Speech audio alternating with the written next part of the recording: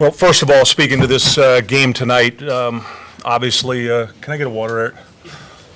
Obviously, thank you, Harry. I'm extremely disappointed with the result of the game for everybody involved, for our players, for our fans, everyone involved. But I mean, here's the bottom line, guys. I mean, the bottom line right now is we are struggling to put healthy guys out on the field that can have success in what we're trying to do against good competition. And we have not been the same football team since the team that went to Virginia Tech and battled in the fourth quarter, the team that had a lead on UVA in the fourth quarter. The injury started after the UVA game with East Carolina, and we just cannot get healthy right now. We've got 28 players that are injured at this point. I got to go see the doctor after this and find out about the 5 that got hurt tonight. I know Lawrence Garner broke his hand tonight in the first half of this game, so we'll have to find out where Lawrence is. But we went into the game, our starting right guard, Cam Mueller, was out,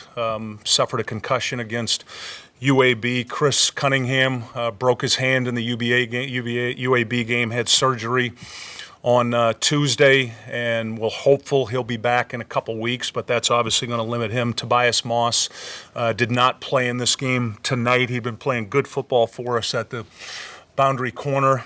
He suffered a groin injury last week and just could not play, so we moved Caleb Ford Dement from the field to the boundary, played Lance Boykin and Wilbur Keeney at the field, and then our long snapper, B.R. Hatcher, did not play tonight.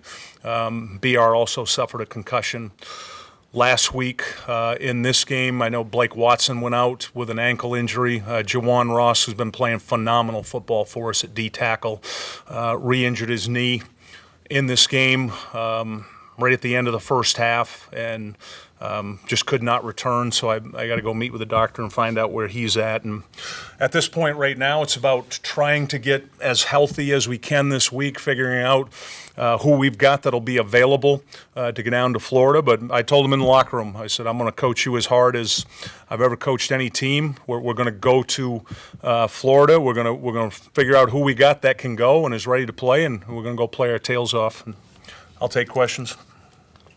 Coach, is there any chance we see Hayden Wolf the rest of the year? You have 4 games left. I'm sorry? 4 games. Hayden Wolf, is there a chance we see him this year? I'll get with the coaches and we'll evaluate where we are at all positions tomorrow. Bobby, when Eric told us that he's going to redshirt, what went into that decision? Yeah, the first thing, Dave, dating back to he had his surgery this spring, and he did not start running until August. He didn't start practicing until the week before Norfolk State, and I knew he wasn't right early in the year. He just was not running well. He was having issues with the knee that he had surgery on, and after the Virginia game, we made a decision at that point to basically shut him down and just try to rehab him. And he spent the last month just working his tail off to do it. He came to me last Sunday, Dave, and said, Coach, I want to go this week. I want to help this team, because he knew we were struggling on offense. And even tonight, I mean, he's still out there. The knee just isn't right. And I made the decision, Dave, after watching him and watching him during the game and talking to John Allen, our wide receiver coach, that what I felt was in the best interest of this football program forward into next season, with the fact that we no longer have a bowl opportunity, that in the best interest of the Old Dominion football program, having a healthy Eric Kuma next year is what's best for the Old Dominion football program. It certainly might not be best for us right now, but it's best for this football program moving forward. And for him? It is, yeah, because I don't see him playing 4 more games, Dave, on that knee the way it is and staying healthy. I just don't see it. And those are decisions you make as a head coach. And the only thing I can compare it to is in 2011 when we had every plan to redshirt Taylor Heineke, and DeMarco went down, and I had 5 minutes at halftime with the doctor saying this could be 3 to 6 weeks, and made the decision to play him at that time, not knowing that he was going to be that. But those decisions you got to make as a head coach, and I always try to think about what's in the best interest of the football program moving forward, and I think that's in the best interest for Old Dominion football, is having a healthy Eric Kuma next year. talk about trying to get off to a good start and get a big return by Daryl. It was nullified, and then I think later after was a play red zone and then back. How difficult are those to overcome? Or are you guys just not really equipped to overcome those kind of things? Yeah, those were really two tough situations because Daryl Brown, we've been asking Daryl to try to return the ball more, based on the struggles we've been having offensively, and he just made a fantastic play. And we had a redshirt freshman that the ball got punted so far that lost his leverage on the guy. And we practice this is that when you feel like you're behind him and you're going to block him in the back, you got to stick your foot in the ground and go the other way and find somebody else. And he was giving great effort, the young man who was doing it, but he unfortunately put his hands on his back. And I felt like at 7-0 at that point, that gives everybody on the football team a huge lift. And, this is 3 weeks in a row we've been down 14-0, and it's just really hard right now to come back from that. The one on Lala Davis, I didn't have a good angle on it, Ed. The play that we were running was a swing pass, him coming out of the backfield, and I didn't get an explanation from the official on exactly what they called. But I felt like we were going to score there, too, which would have put us in much better shape. Bryant was as good as advertised, as matchup as you thought, obviously.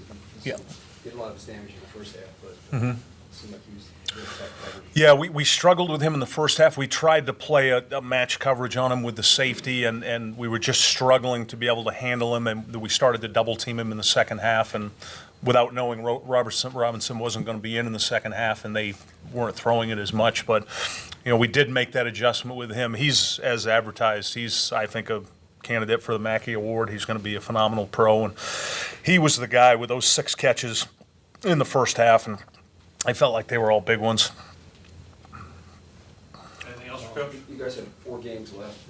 How confident are you that you can turn it around, do enough to heading into next year to show the fans and everybody that this thing is, Sure. turned around? I just told them all in the locker room. I made it clear to everybody, every player and every coach that, this is a 4-game audition for all of us, and this is a great opportunity with 62 of the 70, Ed, that are playing right now. I mean, this is a great opportunity to try to build some momentum going into next season, and that's what we've got to do. We've got to try to get as many guys healthy as we can for this week, and we're going to go into it tomorrow, and I told them we're going to practice as hard as we always do. I'm going to hold them all accountable, everybody, every player and coach, to do their job at a high level. Eric, I know it didn't turn out the way you wanted, but just getting back out there after 4 or 5 weeks, what was that like for you to get back on the field, make some plays for your team? It felt good getting back on the field to be able to make some plays. At the end of the day, I'm still not satisfied. I felt like I left a few balls out there that I'm capable of catching. So there's some stuff I need to work on, and there's some stuff that the team needs to work on as well. So we're going to keep our heads high and move forward, being good. Jordan, could you talk a little bit about that? How you guys, you're 1-7. Are you guys going to keep your heads up? Yeah, we have to. There's no other option at this point. I mean, we're a very talented group. Got a lot of talented individuals, and honestly, this season so far has not shown that. I mean, these last 4 games, we need to go out there and do what we know we can do, and show everybody the team that we can be and the team we should have been all year. Eric, you're kind of at a crossroads here. You could not play the rest of this season in redshirt, or you could finish out your season now. Have you thought about what you're going to do? Coach Wilder just informed me that I am redshirting. Go redshirt. Yeah. You coming back here? Yes, sir.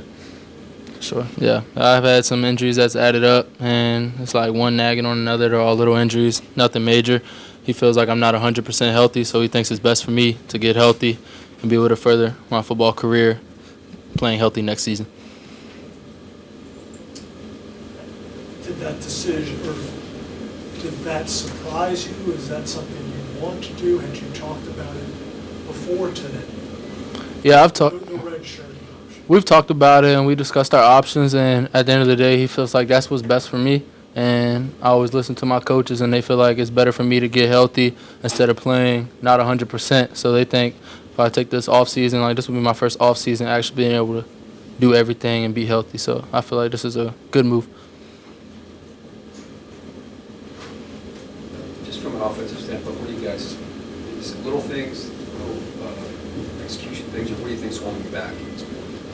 I think the only thing that's holding back the offense is ourselves. I think it's every player individually. We're holding each other back in different ways. I don't know if we've gone a play where all 11 players have executed correctly, and it's showing. And I think that as long as we keep our heads high and keep working, we'll be bound for success in the future. We just got to stop pointing fingers, and everybody has to stay together as a team because we're 1-7. It's easy to hang your head and move forward, but people that actually care about the game, care about the program, and respect it, they'll give it their all these last 4 games.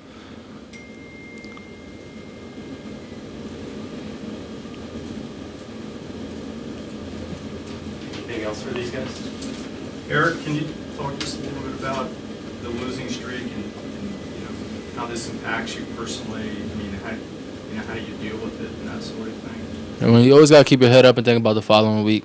You're not going to win every battle you go through in life. And just like life's just like football as well. So we're not going to win every game. And we haven't won every game, and we are on a losing streak. But keep your head high, keep balling, keep executing, listen to your coaches, make sure everybody gets in tomorrow and rehab. Can't have people late. Just little things. Everybody has to stay on top of the little things if they want long-term success.